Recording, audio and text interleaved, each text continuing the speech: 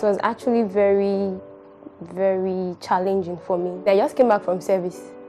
I got a call while I was in service that I'll be joining a real estate company. My boss, the CEO, Mr. Colinos Interior Blessing, when he told me that I was going to be handling the post of the human resource manager, I was like, are you sure about this? I was not even certain myself. I didn't believe he would give me such position because I actually didn't study anything as regards to the position he was asking me to handle. The first time I saw him after 8 years was year 2020, during the COVID period. He called me over, we got talking.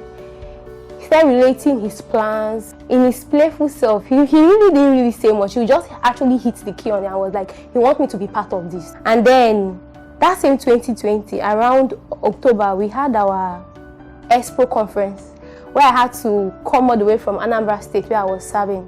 During the meeting, I met with a few other persons that came. We had water and biscuits. We even had to beg the owner of the place where we did our Expo conference. I had to beg them to help us with their key. I remember that day after the meeting, he was like, he wants to go return the key to the owners. So I was like, this guy is safe. He can't even pay for a place. Before I came back for service, he was just putting it on me. Come back, we need you here. He was making me feel as if everything is well said. That is not something I had seen before. And then I came. I found myself in a one-room apartment where I couldn't even see where to sit. So it was just all like a joke, a kid's joke to me. We started from there. I couldn't even have the courage to ask him, what am I doing? For me, I felt it was a volunteer job I was coming in for. And I was like, this is not what I planned for myself after finishing service and all that. The whole thing was so discouraging, but for some reason, till this date, I can't really tell what actually pushed me to continue. Even though we had thorough series of trainings and everything, it was really difficult. I met with so many persons that actually didn't give me that encouragement and that attention I needed. I felt so discouraged. And it took me a very long time that I started giving up on myself that I was never going to make sales. And then my first sale came. It was like a miracle for me. It was like an answered prayer. Then we acquired our new property at Ipoomagwa, Apex City. And I was the first person to close deal on that property. It was 1.2 million outright payments.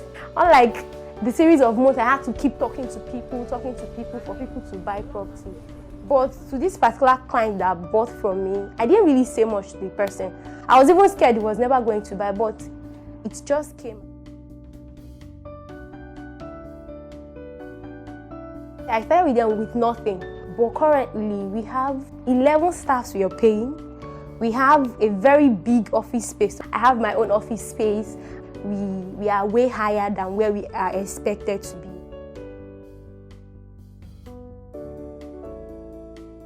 Believe in what you're doing. Discouragements will come. People will tell you you're joking. Keep pushing, and consistency too.